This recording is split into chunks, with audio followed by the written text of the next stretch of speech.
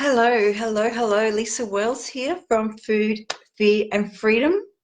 How are you feeling? I am excited, very, very excited. I will just wait a minute or two for people to jump on, and then we will get stuck into this really exciting training about how to change your bad eating habits from frustration to bliss. And I'm really, really excited about this. So while I'm waiting for people to jump on, I'll just do a little introduction of myself. And so basically, I had food addiction for 10 years. And for 10 years, every day I stuffed my face instead of facing my stuff. So I went to see psychologists, I went to see healers, I read self-help books. I was living in a real world of pain. Every day I was doing this behavior that I didn't want to do, but I just couldn't stop it, and I couldn't work out why I couldn't stop this eating behavior. So, and I found that all the therapies and all that, although they would have had some impact and they would have helped for sure, it wasn't until I started to just sit with myself and allow myself to feel my feelings, because I feel in our society we are just not taught how to deal with our feelings. So, it was really, really scary. I remember getting the message that I had to feel discomfort. And I didn't really want to feel discomfort, and I was really scared. So I just did it. And writing helped me a lot. Writing, journaling every single day about what I was feeling, even if I didn't know what it was I was feeling, if I just felt crap or shit or yucky, I just knew that I did not want to feel that way. And I knew that I wanted to stop stuffing my face, but I just couldn't. So I started writing about how I was feeling, and then I realized over time that after I wrote about what I was feeling, I actually felt a sense of relief. And that's what happens when you face yourself emotionally. You get to feel relief because you're acknowledging what's going on for you. And you may feel, perhaps you've had a traumatic childhood or traumatic things happen in your past, and you feel that if you allow yourself to feel your feelings, that all of that stuff will come up and you'll spiral even deeper than what you are, and then you won't be able to get back up. And because that's what I thought if I allow myself to feel what I'm feeling, everything from the last 40 years that I've stuck down is going to come out. But I'm happy to report that didn't happen. It didn't happen, which I'm quite glad about. But it has made me stronger. It has made me such a strong person on the inside. My inner strength now is something that I can rely on when I need to make healthy food choices. I don't rely on willpower, because we know that doesn't work, and we know that that runs out. So anyway, that's enough about me. Let's get started on this training. Okay, so how this came about is rituals. As a spiritual person, rituals are quite part of what we do. We light incense and candles, and you might have your prayers or your meditations and all that kind of stuff. And I know before, when I was living with food addiction, I used to ask the angels to help me not have food addiction anymore. Please, can I wake up tomorrow and not stuff my face? Can I act differently tomorrow than what I did today? But it actually wasn't until I started taking my power back and I started to stop outsourcing everything so much. Like, a lot of this food thing is outsourcing emotions. You're outsourcing your power. You're outsourcing your power, basically. You're outsourcing everything. So really, it's good to have those things there to support you as well, as long as you're doing the inner work as well. So my rule of thumb is small, consistent, daily action is going to get you free of this hell, this food hell, and this mind jail that you're in. So this week I was just, going about my day, and I was having my cup of tea and an apple, and I just thought, this is just such a lovely thing to do. I had my special cup, and I had my, even just cutting an apple to me is a ritual. The way I eat it, I cut it into quarters, I cut out the seed, and I chop that in each quarter into 3 pieces. And it's kind of like a ritual for me. And rituals are really about feeling good. Implementing positive rituals into your life to help you come overeating doesn't sound like an award-winning strategy, does it? But it is certainly a way that's going to get you to refocus on what you want. And the feeling that you have within yourself when you're doing a ritual is a feeling of comfort. It's a feeling of connectedness to something special. You're making it special. So that is a big part of why the rituals work and why they're important, is because you're connecting to something and you're making it special for you. Now, I realise a lot of us women who overeat or have overeaten, or who do have the habit of overeating, it's because a lot of the reasons is that you don't put yourself first. You don't know how to speak up for yourself. You don't know what you want. And I know that because that's how I used to be. I didn't know what I wanted. I didn't know what I thought or felt about anything. So having a ritual is a really nice way to discover, things about yourself, the things that you like. So that's basically why you would use a ritual in your life to help you overcome overeating. And it does create a positive habit. That's a big thing in overcoming the overeating. So the habits that you have at the moment, they're not positive. They're not working in your favor. They're holding you back. So rituals are a way of building connection and a way of building a positive habit. But I wanted to let you in on a big secret that you probably didn't even know about yourself. So the secret is that what you're doing now with food is actually a ritual. I want you to think about that and look at your own personal individual eating habits. And you can see that they are actually a ritual. It is something that you do to form a connection for yourself. It is a habit. It's not a positive one, but it is a habit that you have formed, and it is a ritual. So basically, every time you stop at the service station and fill up the car with petrol, and then you go inside and you get a Mars bar or a packet of chips, and then you eat that in the car, that is a ritual. Every time you go grocery shopping and you buy yourself that little chocolate treat to have in the car on the way home, that is a ritual. You're connecting with that behavior. It's a ritual. You enjoy doing it. So every time you binge at nighttime after the kids have gone to bed, that is a ritual. So I want you to have a look at your eating habits and see if you can see where the ritual is in that. For me, it was after lunch. That was my ritual. I would go, depending on where I was, if I was working at the shop where I worked, I would go to the IGA and I would peruse the chocolate aisle and I would decide what I wanted, and then I would go back to the shop and then I would eat it. And that is what my ritual was. So I replaced that ritual. Hey, Anita, thanks for jumping on. I replaced that ritual of going to the shops and getting a packet of peanut M&Ms with having a cup of tea and an apple. Now, there are things you can do to make rituals your own, put your own stamp on them. So for me, my favourite coffee cup, so this is actually from New Zealand. When I used to live over there, I got this. I used to work at the casino in New Zealand, in Christchurch. And yeah, so this is a really special cup for me, and I love it. I love the vibrant colours. It's a bright yellow colour. And when I drink a cup of peppermint tea or a cup of green tea from this, it's nice and warm, especially in the wintertime. It's soothing and it feels good, and I'm connecting to the experience. And this is a positive habit, and it's a positive experience of connection for me. So I use that. I have got some other things. My favourite bowl. This is from Nepal, and this was given to me. This was a gift from a special friend. She gave me 5 of these beautiful bowls, and I just love it. It's earthy. You put a curry in here and some rice, and oh my God, I just love it. I just love what eating out of this bowl brings for me. What else? Oh yeah, I've got my water bottle.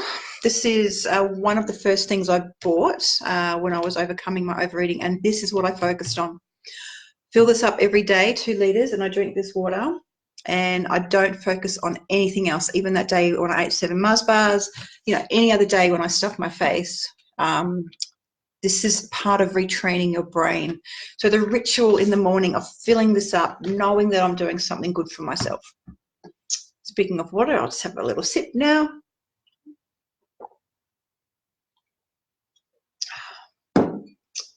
Couple more things that I use for my ritual for making eating enjoyable. You know, because a lot of the time eating is it's a chore, or it's you know, we fear it because we sort of abuse it. So this is ways that you can sort of bring it back to a joyful thing for yourself. I've got some beautiful black cutlery. These were gifted to me as well. Probably all from the universe. Thanks, universe. So I joined up a eating, you know, meal delivery service, and when I got my first order, this beautiful black cutlery was in there. So the kids wanted to use it, and hubby wanted to use it, and I banned them. I'm like, no, this is mummy's special cutlery. So I'm going to use this, and I'm going to feel good about eating. So when I'm eating out of my beautiful bowl from Nepal and using my beautiful cutlery, it's only going to encourage me to eat stuff that fulfills me from within. And I'm a bit of a Fruit Loop. I love bowls. I love eating out of bowls. There was this whole kind of bowl food revolution that happened last year. And I just love bowl food. I love bowl food. Anyway, you know, don't judge me.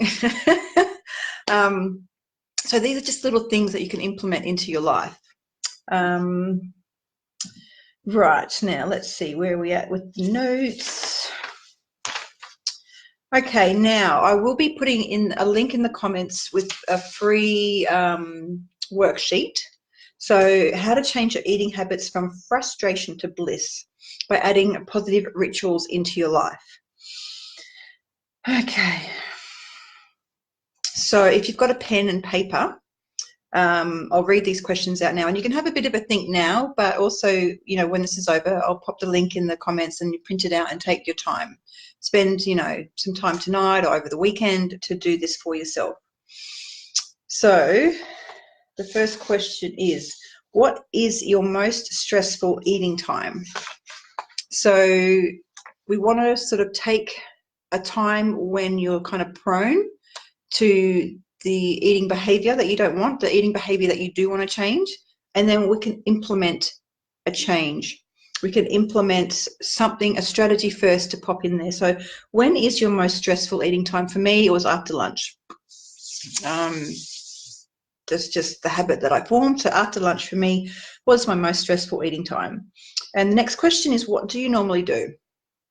So like I said, I would normally go to the shops and I would get some chocolate and I would eat that. And, you know, really, I guess when I think about it, it wasn't the chocolate so much and eating of the chocolate. It was the mental turmoil that I would go through daily about fighting with myself, about doing it, not doing it, doing it, not doing it. Oh, my God, you're such a loser. Why can't you just not do this, and this whole behavior? And really, so it was more about the mental turmoil as well. So this will help overcome that, I can tell you. So what do you normally do? And then the next question is, what can you do instead that is nurturing? Now, that's a really good question to ask your brain, because, you know, if you've been following me for a little while and listening to me, you will know that your brain's job is to keep you happy. So if you're asking your brain, what can I do instead that is nurturing? You know, it's going to find the answer for you. And if you're struggling, having trouble at the moment trying to think, that's okay, give it time. Just ask yourself, you know, throughout the day, what can I do instead that's nurturing? You know, you're not going to just give up the old ways by filling out this worksheet, okay? This is a plan that we're implementing that over time will actually switch it in your favor, okay? So by implementing something, installing something into your life, your daily routine that is nurturing, that encourages more of the same. So what can you do instead that is nurturing? Can you have a cup of tea first? Can you have an apple first? They're just my go-tos, you know. What else can you do? Is there something you can do with a ritual involved that will help nurture you? Could be some yogurt and nuts. I love that together. What can you do instead that is nurturing? And then how will that make you feel? If you do that thing instead that is nurturing, how is that going to make you feel? How will you feel when you've done the nurturing thing? For me, I feel connected even deeper, and I feel fulfilled, and I feel happy. I feel grateful. I feel really grateful that this is my behavior now, not the other way that was not making me very happy at all. So that's the first part of the worksheet. Then the second part of the worksheet is just helping you to implement 3 positive rituals that you can do every day. So what is one ritual that you can add in the morning for your health? What is one ritual you can add in the afternoon for your health? And what is one ritual in the evening for your health that you can implement? So see how you go with that. It's going to really, really help change your focus. It's going to help build new neural pathways that will support you. And when you're focusing on what positive rituals can you implement into your life, you're not thinking about what can I stuff my face with. So it works really, really well. Okay. So using rituals are really, really great. But they will be even better if they're used with inner strength instead of willpower. So do you know the difference between inner strength and willpower? Willpower is something that everybody has, and it has a limited time frame.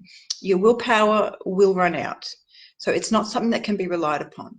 Inner strength is something that you build up within yourself, and if you don't have it, you need to work daily. Small, daily, consistent actions will build up your inner strength. Small, daily, consistent actions of connecting to yourself internally. What does my connection feel like? Who am I in here? Because we have our thoughts and we have our feelings and emotions, but I get to say which ones of those I will listen to or hang on to or let go. Okay, so that's the whole kind of mysterious woo-woo spiritual side of things. We have our thoughts and our feelings, but I get to direct them. Okay, I get to decide if I let them affect me or not. So by connecting to that part of yourself every day builds up your inner strength, because firstly, it takes you away from listening to those thoughts. If you spend 10 minutes in meditation connecting to who you really are, you're not thinking about food. You're disconnecting from those parts that are ruling you. At the same time, you're building up like a muscle, like when you go to the gym, right? You're building up your inner strength by feeling who you really are. So if you just do these things for 1 month, okay? So you do your rituals, you connect to yourself for 5 minutes a day, and you write to your subconscious mind. That is rewriting your programming. So if you followed me for a while in this group, you'll know I talk a lot about the subconscious mind and how important it is for you to reprogram it. You've got to stand up to it. You've got to face it. You've got to say, hey, listen, thanks so much. You've done a fabulous job so far, but really this is hurting me so much. It's causing me so much pain. I don't want this behavior anymore. We need to work together to find healthy ways of being. Okay, so if you do those 3 things every day for 1 month, you will be in a different position than what you are today. So small, daily, consistent actions, right? For 1 month. Now, I do have a special offer for you people in here because I think you're pretty fabulous and I know that you're doing the work. But I also know that with help, with guidance and support and mentoring, that you just get there so much quicker. And I experienced this today with my client. She was amazing.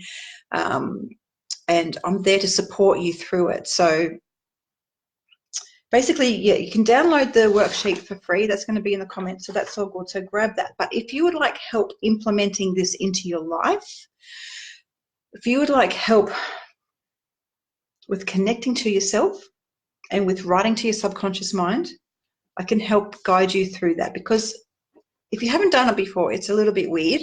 And if you have help from someone that has experience, it can shortcut your experience. You know, you can take the shortcut road instead of trying to work it out yourself long term. So basically, I'll have a 1 month package.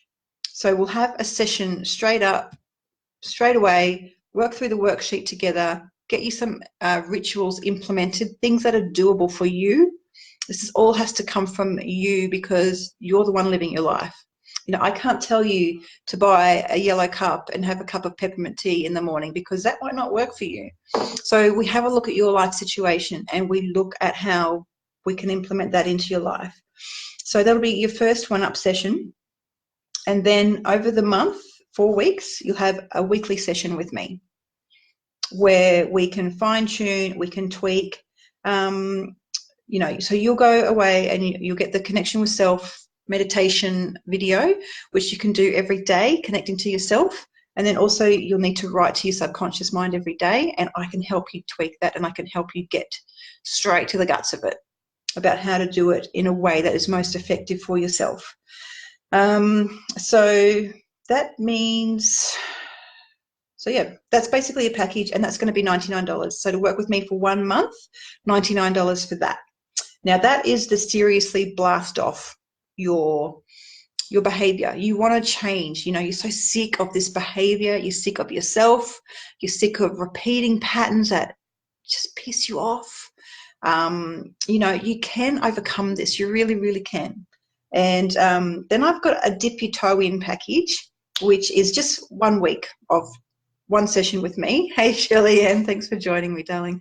So the dip your toe in package is a one-up session.